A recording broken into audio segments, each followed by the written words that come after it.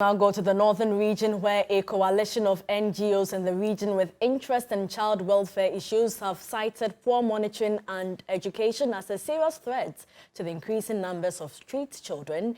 They want government to show more interest by strengthening the institutions mandated for child welfare. According to the coalition, the surge in children found on the streets in recent time is a cause for worry.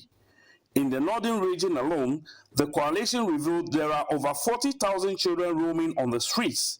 They described the situation as alarming and a threat to society. Some of them have been sharing their thoughts on the surge in the numbers. So then a lot of things people will say poverty seems to be the highest factor, which also pushes these children to the street. But I think one of the other aspects has got to do with that we fail to recognize these children on the street. It means that once in a while we go to the street, we drive, we move our cars, but yet we don't really stop by to really ask the children, why are you on the street? We are not really looking at what really pushed the children on the street. We have looked at so many factors that comes into play.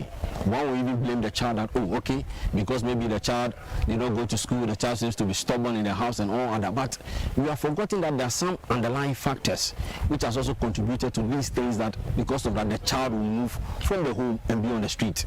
Because we and that this is an issue that it's not there. It's there. In Accra we see it, in Tamale we see it. It stirs the phrases of our leaders every day. You know, citizens, ordinary citizens see it every day. What are we going to do about it? How do we get out of this problem? Very. Funding has been one of the big issues we have. Celebration of the IDSC always has to come with challenges because there's a delay in release of funding from our donors, which should not have been the case. We should not have been waiting for donors outside to bring in money before we help our own children in town. Our government should have been in the position to provide policy, plans, funding for all of these works to be done. It wouldn't have been the work of an NGO to come in and do this. But as we're complementing the government efforts, we try to pick the situation as a challenge, and then we share with our partners. Then they give funding for us to be able to do this work. But it's a challenge. Funding